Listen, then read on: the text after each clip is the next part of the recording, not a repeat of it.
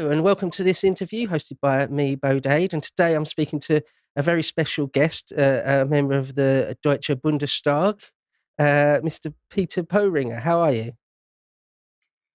Thank you, Bo. Thank you for having me. Yeah, no, it's our pleasure. And you're also a vice chairman of the party. And as I understand it, you guys are doing increasingly well in the polls. I see that in some parts of Germany, you've pushed past 20% in the polls. In some places in more eastern Germany, it's even higher, up in the 30s. Now, what can I say? That is the case. It's true. And just about 12 months ago, or exactly 12 months ago, we were half those numbers, both in Eastern Germany and on a federal level as well. To some extent, it comes as a surprise for me as well, because we didn't do a lot of things differently compared to what we did 10 years now, since our founding in 2013.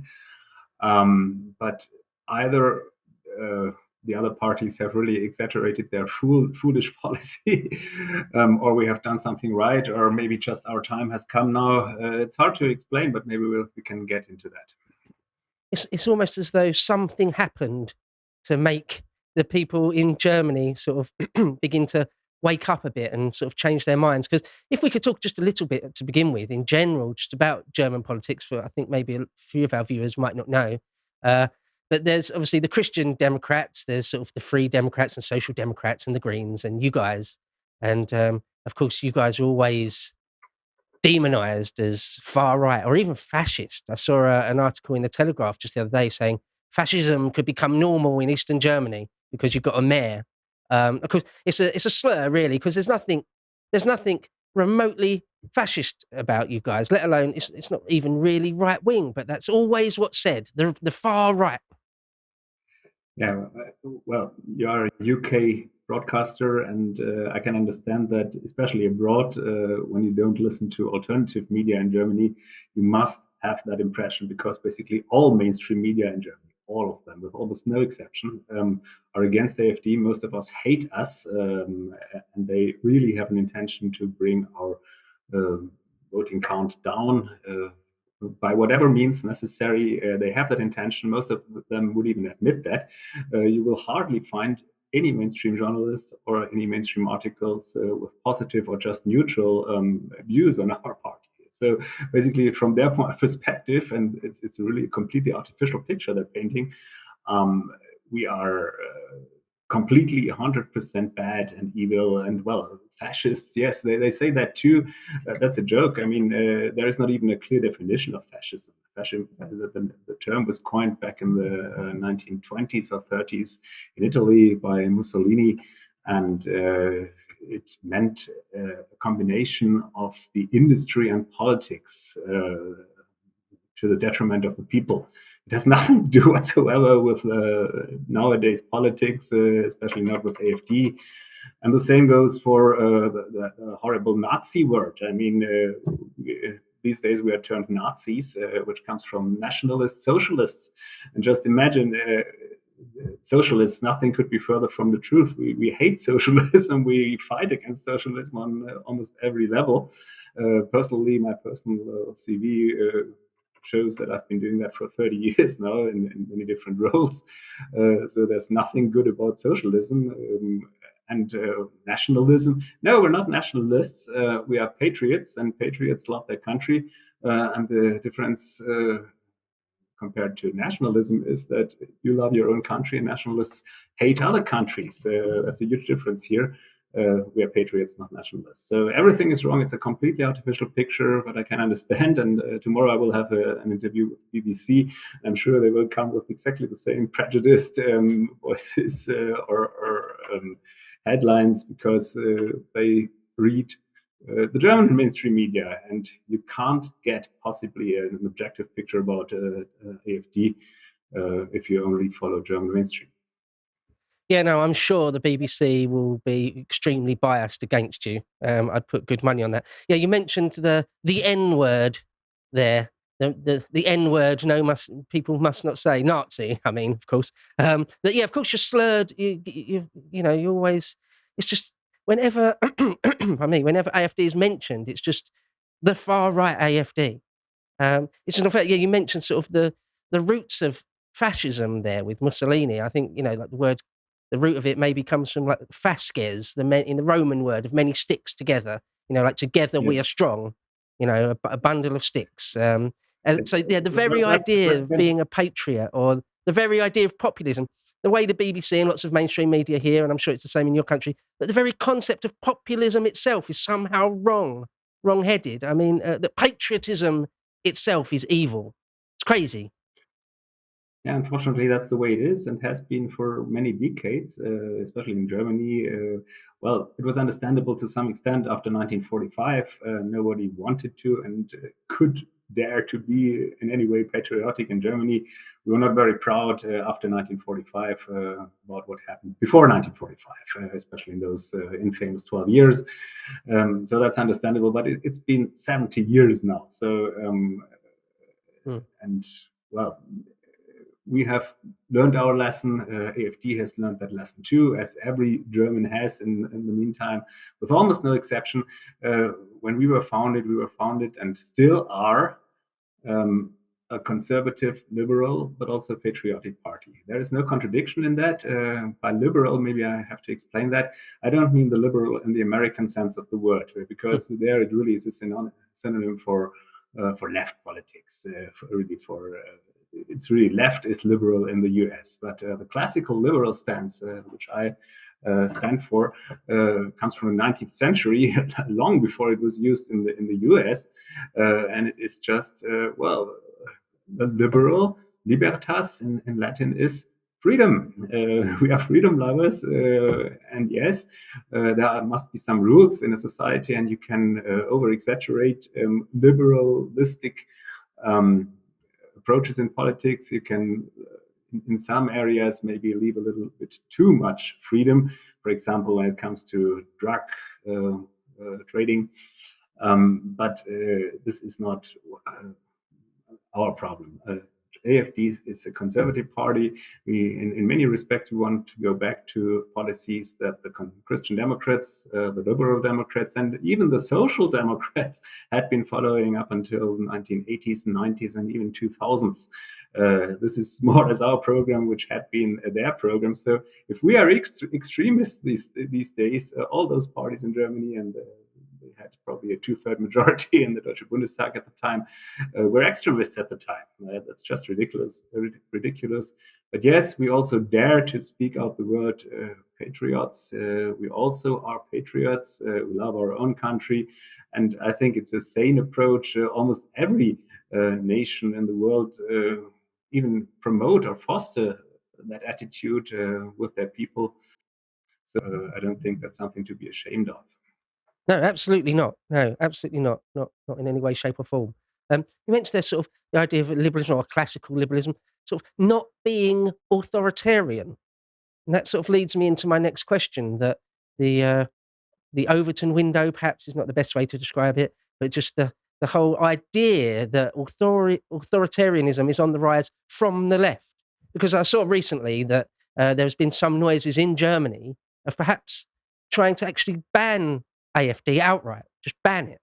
I wonder if you could talk to me a little bit about that, whether that is really sort of on the cards. Is that really likely to happen? Let me not start with the ban itself. Let's go back one step. And to begin with, yes, it's also my feeling, just as you put it, that it is the left these days who are the authoritarians. Especially exactly what maybe in the past or in history the right-wing parties were considered to be.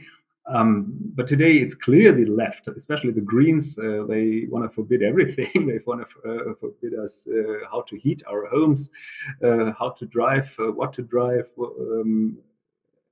and so on. You know what I'm talking about. The woke and movement is all about forbidding things. So it's clearly authoritarian. It's almost as authoritarian as a right-wing government could be.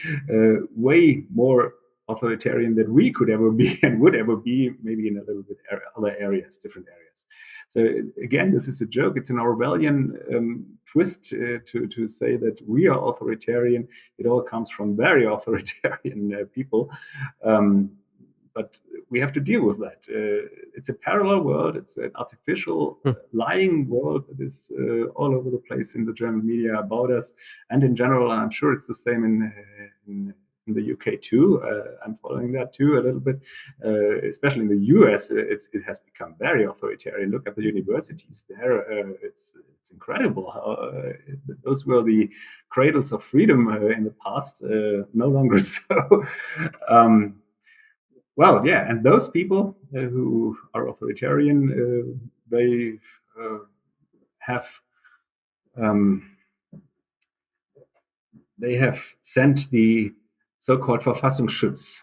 I call them the government protecting agency. The official translation would be the Constitution Protection Agency, but I call them the government protection agency. They have some authority because officially they have the task by law to look at extreme parties and extreme movements and to observe them. They've been doing that with us for several years now. Didn't really find a lot. All they found were word crimes, something like we use the long language, as all the other parties do. And sometimes we have a few people using the unwise words, but we don't have the power to do anything. We are not extreme in any way. These are not word crimes from the leading group of the AfD, but usually second, third, fourth ranks. Nothing serious about that. We have some 30,000 members alone. Sometimes even sentences or quotes from non-members are attributed to us or against us by the government protecting agency. It's an agency reporting to the Interior Ministry, Ministry of the Internal Affairs, led by a leftist, a radical leftist Secretary of State, Mrs. Faeser. And she really is extremist left. And since she got power, she has immediately exchanged the head of the Verfassungsschutz, of the government protecting agency, a more or less serious or normal guy was exchanged by a left extremist again. He is on record saying that he sees it as his task to bring down AfD's election results. Imagine that. So he's not neutral in any way, but he has the power to observe us by Secret Service means, and he brings out a report at least once a year, and on the regional level 10 times a year, and they keep saying these are extremists, the AfD, without real evidence. We are fighting that in court, but it's a difficult and expensive process, trying to bring that away. It's all obstacles in our way, and now they have come to the point, especially since our election results have doubled in the last 12 months, that obviously they see no other exit but to start a process of banning AfD. It really is true. Since that happened, I get a lot of interview requests, especially from abroad. That's interesting because the German media wouldn't see it as an important development. But abroad, and especially in the UK, the cradle of modern democracy, you see it obviously as something serious. And it is something serious. It's very serious. I mean, you cannot defend democracy, as Mr. Haldenwang, the head of the Verfassungsschutz, claims, by abolishing democracy. And that's what you're basically doing. So I'm not sure if they will ever go to that point banning us, but it costs a lot of money. It is, of course, completely against our reputation. It is hard to get rooms for gatherings if you are coined extremist and if you are under the threat of being banned, and so on and so on. It really inhibits our work. And it is undemocratic, absolutely. So yes, personally, I'm in charge as the vice chairman of AfD for leading that those court fights against the Verfassungsschutz. But it's it's incredible. They have brought together 10,000 pages against us. Something a lot of it is complete rubbish. It's irrelevant material. It doesn't prove anything, and if it does prove anything, it's third or fourth rank officials. We of those 10,000 pages, I would say only 10 or 20 are really relevant, and we have to deal with those cases. And we would have done that. We would have done that internally anyway. So we're doing everything we can. But yes, it's true. They try to ban us. Well, good luck with the court battles. Absolutely. I mean, it really is sort of really quite a disgusting, perverse thing to see you persecuted like that. Just a bit like Donald Trump in America. Just, the inverse of the truth, that they're trying to protect democracy whilst absolutely undermining democracy. I mean, it's a terrible thing. To some extent, we're copying currently Mr. Trump's counter strategy because I heard he has made his police photo public himself, and it has brought in some 7 million of grants to him or his party. So we also not only defend ourselves in the courtroom, and we are already at the highest court, I must say, but of course we fight that politically as well. We are talking about things like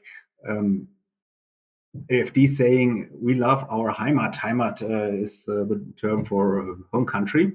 Nothing wrong about that. But this in itself is already being deemed as extremists and right-wing extremists by the Verfassungsschutz. Even though, of course, it's perfectly legal. These guys have never bring in an indictment against us. That may be the difference to Donald Trump. There is no indictment against us. Nobody has pressed charges here, but the Verfassungsschutz wants to kill our reputation with voters. It's not working, but you never know. It's a hard fight anyway.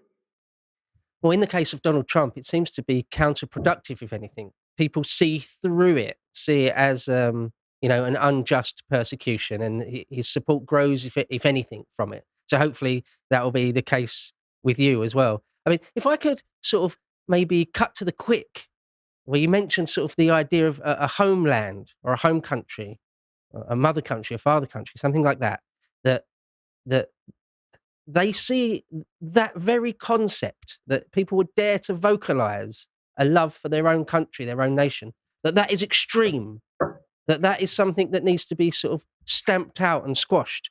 I mean, in Germany, I think you guys, unfortunately, are up against a lot more. I mean, like I say, if I could just cut to it, there's the ghost of Hitler, isn't there? There's sort of the endless harking back to the history of the mid 20th century. That the very concept that you could be a German patriot is seen to be wrong-headed, and of course it isn't. Just because the National Socialists existed, it means you can never be proud to be German ever again. So my question is this: do you think that anti-fascism, because we have Antifa, don't we, in all across the world, actually, in our countries and America, there's Antifa, anti-fascism. Seems to me that concept has also been co-opted just to mean a destruction of the West. Anti-fascism is just a destruction of any concept of patriotism. Do you think I'm going too far saying things like that? No, you're not, especially not because it's a global movement and it's called Antifa all over the world, even though it has nothing to do with fighting the real fascists of the 1930s. And yes, being a German, of course, we have learned our lesson in history. I was born in 1969, so long after the war, but still, everybody in my generation, also in the current generation, grows up very consciously about those infamous 12 years, 1933 to 45. So maybe Germany shouldn't be the most patriotic country in the world, and AfD is very aware of that, and we are not. But the way we love our country is completely normal, even probably less pronounced than in most other countries. and it has been completely normal even in Germany in the, say, 1970s through the 2000s. It is only in the last 20 years that things completely changed. Society moved to a completely to the left, by the far left. And if you only stand still or stood still, as personally I did, and probably most AfD people did, you became right wing or even extremely right without changing your opinion in any way, which was not extreme, say, 20, 30 years ago. And this is, I think, what happens all over the world. The same has happened in America as well, especially when you look at the universities there. Yes, the Antifa, anti-fascists, has nothing to do with fighting right-wing fascists that are really dangerous. They are dangerous. They are brutal. They exert violence all the time, all over the world, especially in Germany. AfD knows what I'm talking about because almost every horse violently being disturbed by the Antifa, nice lifters in foreign countries too. So yes, this is a worldwide movement. Well, we could probably spend a whole evening discussing how this came about. But yes, here, especially in Germany, it is a brutal reality. Mm, mm. Perhaps it's a good time to sort of talk about the war with Russia. Now, of course, famously, Moscow and Berlin haven't always seen eye to eye. But in the post-war years with NATO, of course, it's a whole different thing. And then once the fall of the Berlin Wall and unification of Germany, sort of a whole new game again. Now, I'd really want to know your feelings or AfD's feelings about Putin, about sort of Moscow's expansion. Whether do you believe the narrative that they want to ultimately invade Poland and invade the Balkan states and just endlessly take land? What are your feelings on all of this? Let me start with, as I already said, I'm a communist eater. I have grown up as a hater of the Soviets and the communists. My parents were completely against the communists. I grew up in Western Germany, and we didn't want socialism, and obviously we didn't really know much about the Soviet Union because nobody knew a lot about the Soviet Union before 1989. It was really terra incognita. We knew more about Australia than about Eastern Europe. We didn't like the political system, the economic system, but it didn't bother a lot because we had the war. But yes, I grew up, and I think most of my colleagues in the AfD party in Western Germany grew up with those feelings of the Cold War. So nobody really liked the Russians, and especially not the Soviets. And yes, we were educated and taught, maybe under American influence, that the Soviets want to invade the whole world. They want to spread communism all over the world. And obviously, there was the Korean War, there was the Vietnam War in the 1970s still. China, the communist China and communist Russia tried to spread their ideology all over the world. That's the spirit many of us in Western Germany had up until 1989. But then obviously things changed. The Soviet Union fell apart in 91. We had that Yeltsin era, those 10 years. Yeltsin was just a puppet of the West, especially of the Americans. He was drunk all the time anyway. He gave away all the wealth of the former Soviet Union basically to oligarchs and to the West. But those oligarchs mostly many of them, let's put it like that, were steered by the West. So they were good oligarchs from a Western point of view. And then we had Putin coming to power, I think in 1999 or 8, well, he came from the Secret Service, from the KGB in the Soviet Union. and we didn't really know what to expect, but he held interesting speeches. I've been following that already at the time, 25 years ago. He gave a very interesting speech addressed towards Germany, towards the European Union in 2000, again in 2002, I think even in the Bundestag, another time in 2007 in the Bundestag. We have been following that. It may be true that he wants to restore some of the former Russian glory. Some say the Tsarist glory, some say the Soviet glory. It may be true. But I think he's realist enough to know that he can never bring back again the old Tsarist Reich. And secondly, socialism doesn't really work. He has been working as a secret agent in former Eastern Germany. He speaks fluent German. He knows how bad situation was in the former GDR before 1989. He knows the reason why that country broke together for economic reasons.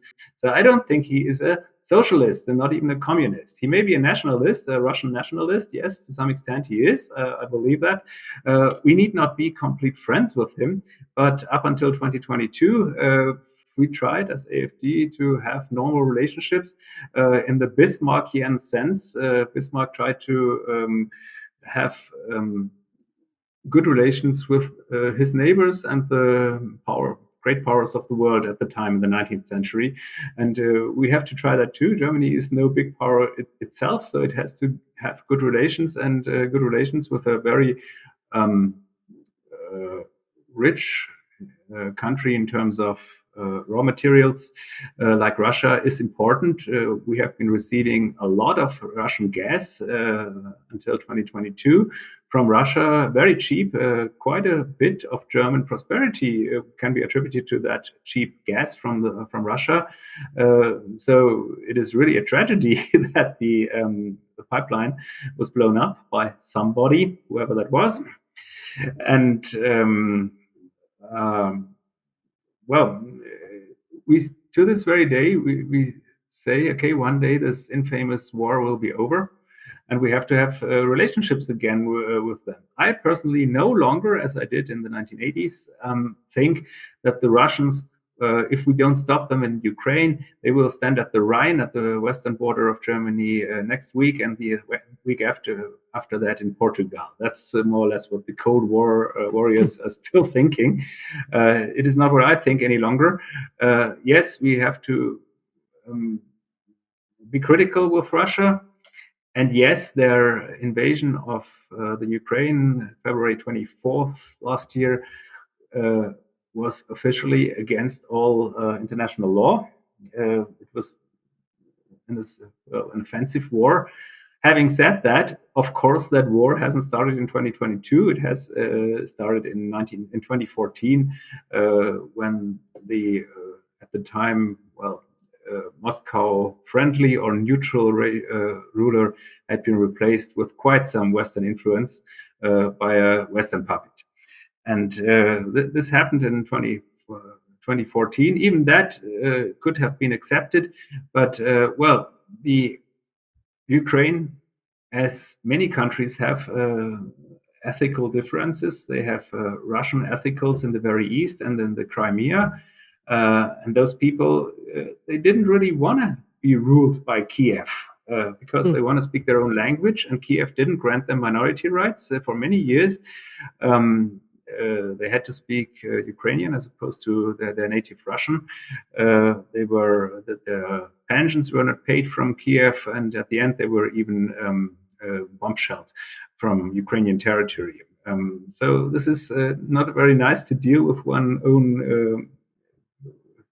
own people. So I was not surprised that the referendum in Crimea ended, I think, with a 94% consent. We want to belong to Russia. And it's difficult to hold a fair referendum in the far east of Ukraine, in the Donbass. But if you held it, and if you had held it 15 or 20 months ago before the war, you still would have had a large majority for Russia. And at a certain point in time, when people or armies bomb each other, you have to come to the conclusion, well, it's better to divide the country up. It had been divided anyway before February 2020. There was an uncalled war already, civil war. There was a demarcation line between the Ukraine forces and the Russian forces. It's more or less the current front, with a few exceptions at the Black Sea. And well, I think the only way to lasting freedom there is to divide the ethnicities and the language, the different language speaking areas up. And ultimately, maybe even this year or next year, this will probably be the solution, even though it's a difficult solution. We are seeing the same in the Balkans. When the same happened in 1999 after the Yugoslavia wars, it's a stable situation, not completely stable, especially not stable where they did not manage to divide the ethnic groups apart from each other. This is not all official AfD party line, what I just said, but this is my personal opinion. Problem is that the official international law forbids changing borders. But, well, we have been doing that in the past. It has been done at the Kosovo and Serb after the war, NATO against Serbia in 1999. It had been done before, and sometimes it is inevitable to, in order to bring a war to an end. I think this is more or less a majority view also within my party, but that was my personal opinion. So you're not for an endless war in the Donbass then? I mean, it's almost, Peter, you're suggesting then that history didn't begin in 2014, that the story might be a bit deeper, there might be a bit more to it, that history goes back for, in fact, hundreds and hundreds of years, the Kievan Rus, and the long relationship between Russians and Kiev. Now that you're leading me there, yes, it's true historically that I think in the 18th or 17th century already, the Kiev Rus was the cradle of the Russian nation, and obviously that was Ukraine. The region of Ukraine only got into existence, I think, 100 or 150 years ago, and it didn't play a big role because within the vast area of the USSR, the former USSR, nobody cared. Everybody spoke Russian, even in Kiev. They didn't really speak Ukrainian there. Everybody had to speak Russian. And it was only Nikolai Khrushchev in 1954 who gave away, for example, the Crimea to the Ukraine because he happened to be Ukrainian, Nikolai Khrushchev, even though he was the Secretary of State and President in Moscow. But he happened to be Ukrainian, and for some reason, some say he was drunk when he gave away the Crimea for no obvious reason to Ukraine. So this only was a 70-year period that the Ukrainians belonged to a region called Ukraine, which didn't play a role in any way before 1991, up until the Soviet Union collapsed. It only then really came into existence. And only then, well, the old ethnic differences between Ukrainians and Russians played out. And it's the same all over the world. It's easier for people to get along with each other in one nation state if they speak the same language. I mean, here we do not even have religious differences. All of them are Christian Orthodox Christians, and still they want to be in their own native language area. And for the very east of Ukraine, this happens to be Russia. Nobody can help it. It's almost as though homogeneity is a strength rather than diversity being a strength. But I wanted to move on, unfortunately, because the time is of the essence, and there's many more things I'd love to ask you about. One thing I would like to just quickly touch upon is you mentioned there about energy and the gas Germany would get from Russia, and you mentioned the pipeline that was blown up there. And I don't want to put you under too much pressure, but it did strike me as extremely odd, at least in the UK press, that when that happened, everyone, especially German politicians, just seem to shrug and throw their hands up and look the other way and not point any fingers and just be very quiet about it and just move on.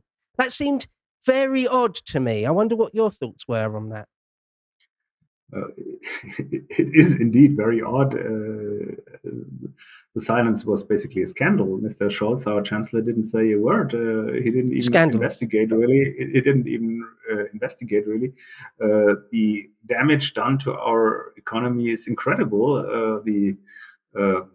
If you calculate the price of gas or power that is made out of that gas before the pipeline was struck and after that, and if you multiply that with the amount of gas we need in Germany, it comes down to a damage of, I calculated, more than 100 billion euros a year. That is the real damage in energy costs alone. And just imagine what that means for our industry. We are in a phase of deindustrialization now. That's very clear. A lot of it has to do with the energy prices that are several factors higher than, for example, in the US. Currently, I don't know about the UK. I think you still have some own gas resources and some coal resources, and you haven't gone away from nuclear power yet. So you have alternatives, but the leftist and green German government, they have already switched off all nuclear power energy. They're about to switch off all coal, even though currently this is not happening because otherwise we would have a permanent blackout. And the gas is also shrinking, or we need liquid natural gas now from at much higher cost than the Russian pipeline gas. So we have no real replacement, and obviously the solar and wind power are no real replacement because they are not always available. It's almost so it is yes, it is a scandal that the chancellor didn't say anything. It is almost as though the globalists and the socialists and the Greens want people to live in cold and darkness. It's almost as if that's their aim.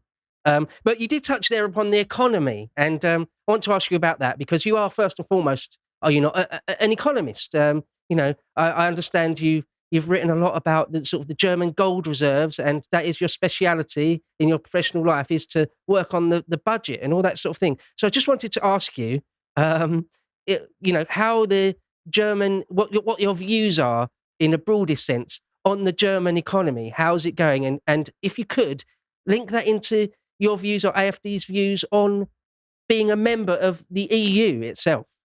Mm-hmm. Oh man, a big question. I know, a big question. Where to start? It's obviously we see things going in very wrong directions. It has to do with the much higher energy costs. This was not only the fault of the war, and not only brought about by the attack on the pipeline, but it already started earlier. We, for no real reason, Mrs. Merkel, our chancellor at the time in 2011, basically overnight decided to go off nuclear power after the Fukushima accident. And in hindsight, it was not necessary. Even the Japans have restarted their nuclear program again. Then there is the, well, how should I call it, the credo, the belief, the fundamental belief, the religion, the CO2 religion, the net zero religion, which our government and the so-called conservative government under the Christian Democrats, under Chancellor Merkel since 25, have been following. They have been following that credo, that religion. I really call it a religion because we could talk about ours now. The thesis that man-made CO2 is basically the sole reason why the world will go under in 80 years because of 1.5 degrees more, is completely unproven. It is probably based on false premises, unproven modeling, and so on, and even data corruption. Everything is false. It is just plainly wrong, but with the exception of my party, everybody in the Bundestag is following that credo, that CO2 religion. So there is a huge majority against us, 80%, I must say. And we have to get rid of that. Otherwise, we can't heal. Every second law in the Bundestag that is being passed has something to do with CO2. And it's really deindustrializing our economy. So I see really Germany's economy deteriorating for that very reason alone.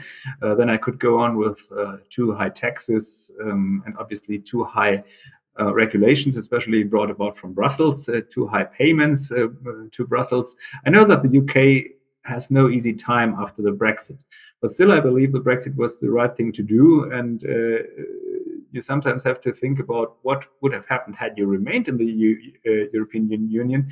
You would have all that regulations we are suffering under. You would have nowadays the EU is taking on debt, common debt, against the contracts of the euro. The euro was founded on in 1992.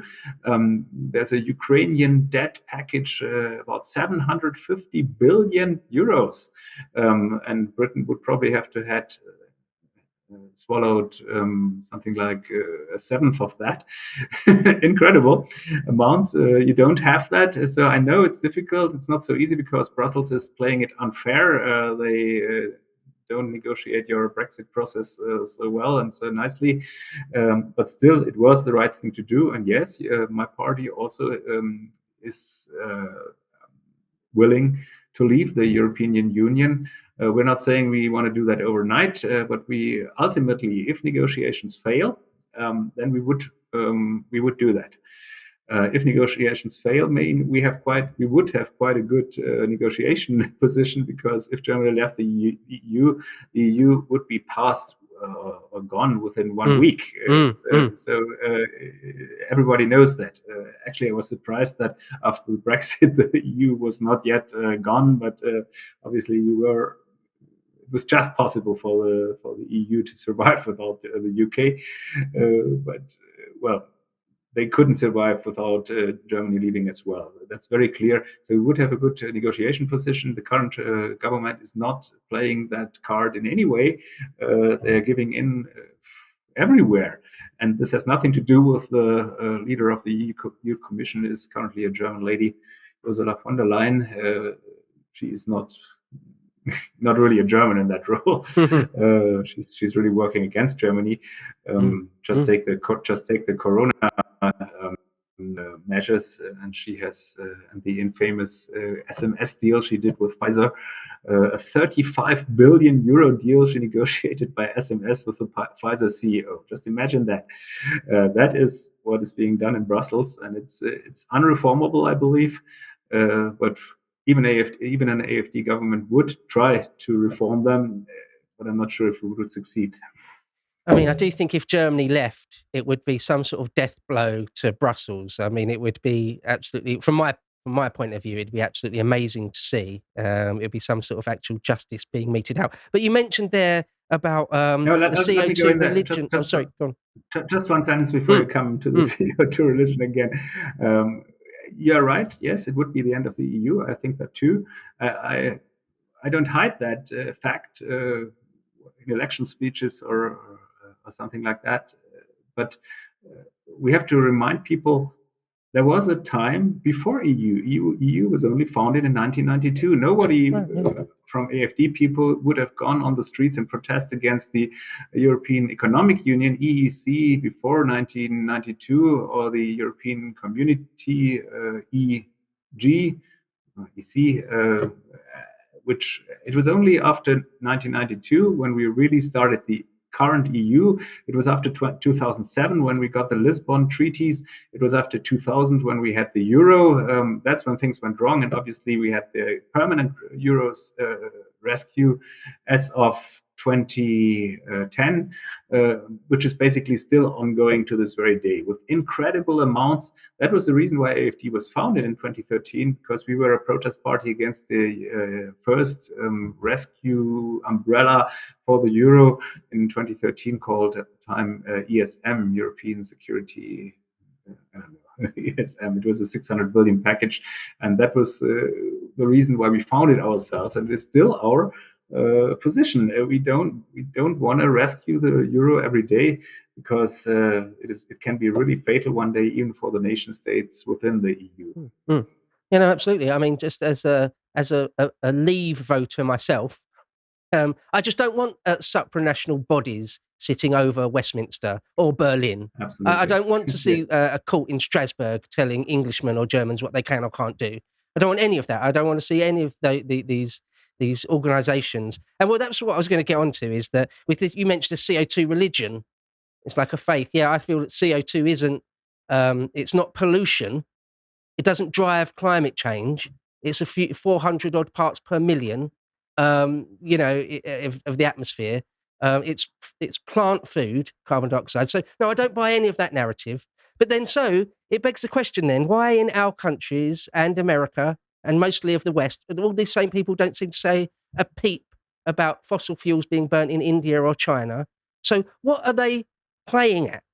What is their end goal really just to destroy our economies and to destroy our nations as they exist? Am I being too cynical? Yeah. No, you're not too cynical. It's right. We could discuss CO2 religion fundamentally because it's really fundamentally wrong and we are being lied to on almost all levels. We could also discuss the religion quantitatively, and it's correct that the Western and European countries, the UK, also Germany, have really only neglectable amounts of CO2 emission compared to the likes of China, Australia, the US, Russia, India, Indonesia, and a few others.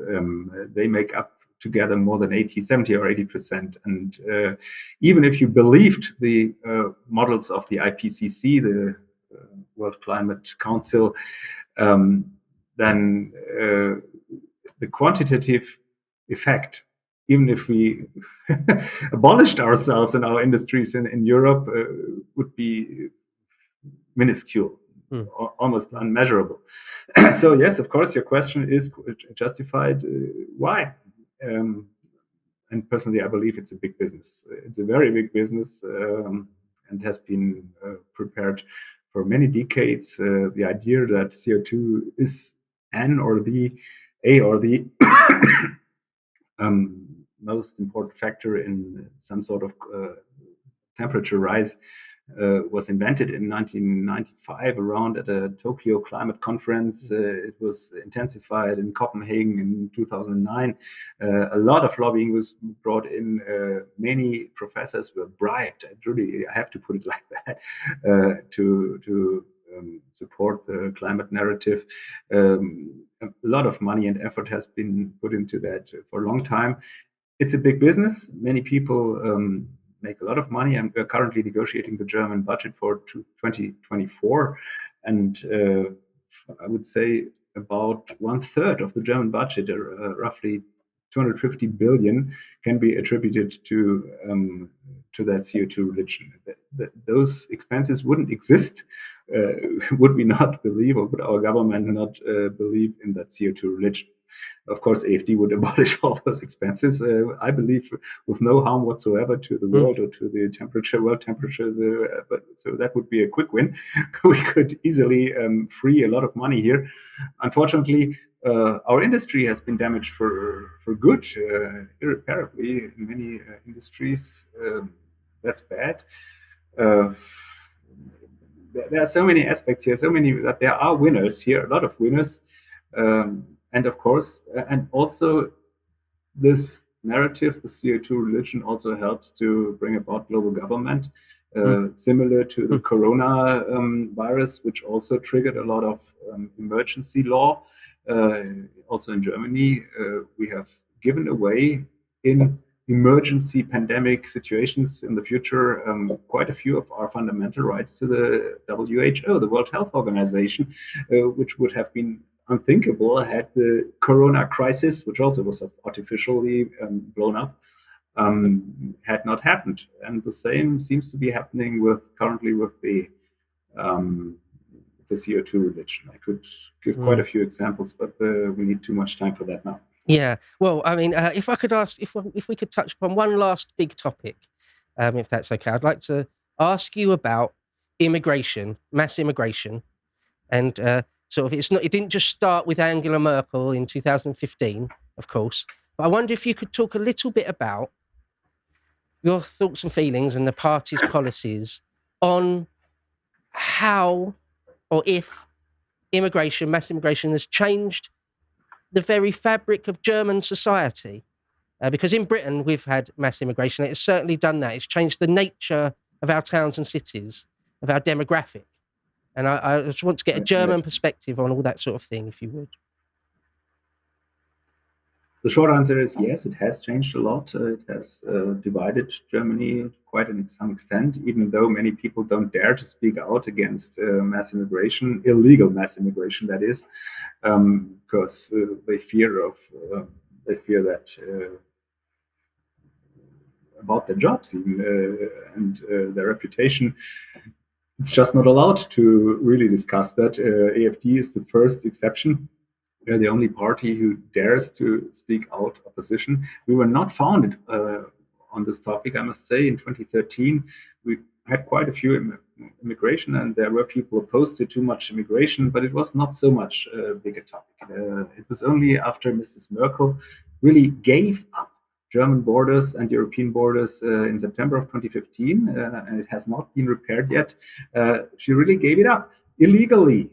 It was illegal and is still an illegal state of affairs in Germany and in Europe.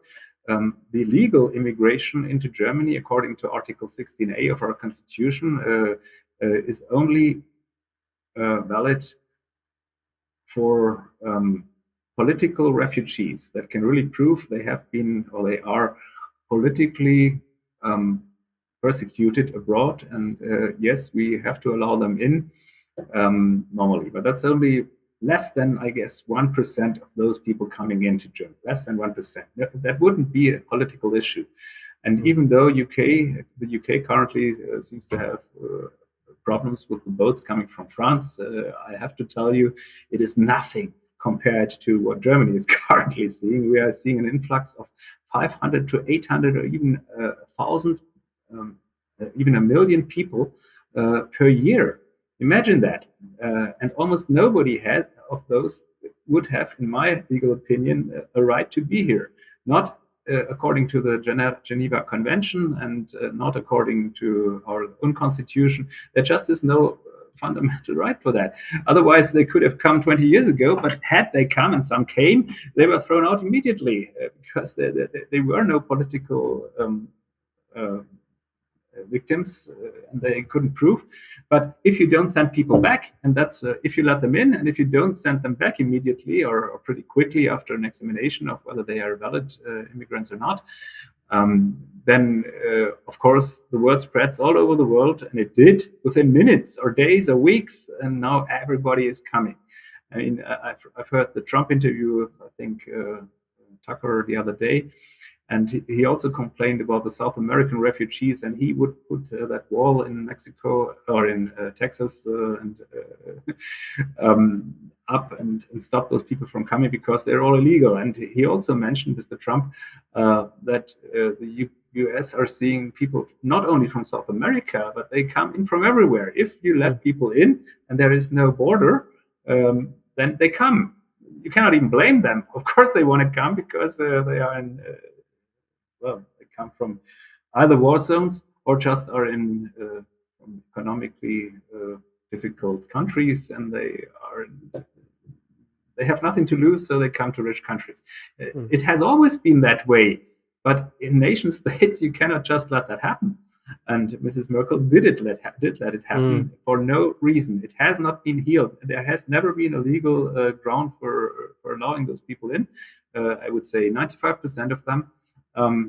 With the exception of the other 5%, where one would have to look into. But AfD would never have made a topic from that if we were only talking about those 5%, who also had been a topic before 2013. So it's really the quantitative escalation and also the qualitative escalation in that law was officially disobeyed by our very government. And that is true since 2015. And we already have the second government. This is the second government not obeying our laws. This is a permanent scandal.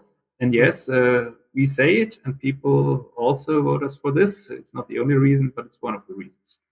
You mentioned that you say, because it's a similar in our country where our government apparently are unable to stop these boats, apparently unable to enforce a policy on even legal immigration, to have any sort of cap, any mention of a cap on it is beyond the pale, apparently. And on the southern border in America, these sort of globalists. You mentioned there that Mrs. Merkel did it for no reason. I wonder if it was really for absolutely no reason, or whether she had a nefarious reason, whether these people actively want to see the end of Western nations as we know it. Traitors, Right. you might call them. I know that theory. Personally, I see some possibility that it is true. The problem is I cannot prove it. We are now in territory where I cannot prove it. But yes, proof's in the pudding, isn't it? Proof's in the destruction of our countries in front of our very eyes, is it not?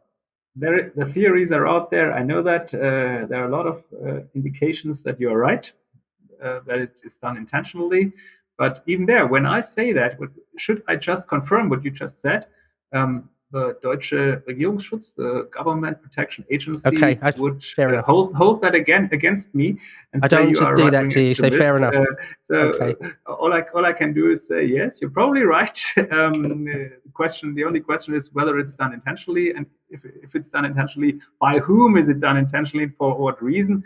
But yes, there are people, and I think I can say that openly, who say that it is easier to govern the world as opposed to nation states. And well, there are economic reasons for having a world government. Yes, I know all those theories, but we are in territory where it's difficult to prove. No, okay, Peter, that's fair enough. I don't want to put you under any more undue pressure. So, Peter, I know I've taken up a fair amount of your time here, perhaps, and so I'm extremely appreciative for you coming on and talking to us. Well, I'll end it there. But once again, I wish you guys, the AfD, I wish you guys all the best in the polls and in the courts. And I really hope that maybe Germany can turn a corner. Yes, same for you. All the best, and also to the Lotus Eaters channel and to your listeners. Thank you very much for having me. Thank you.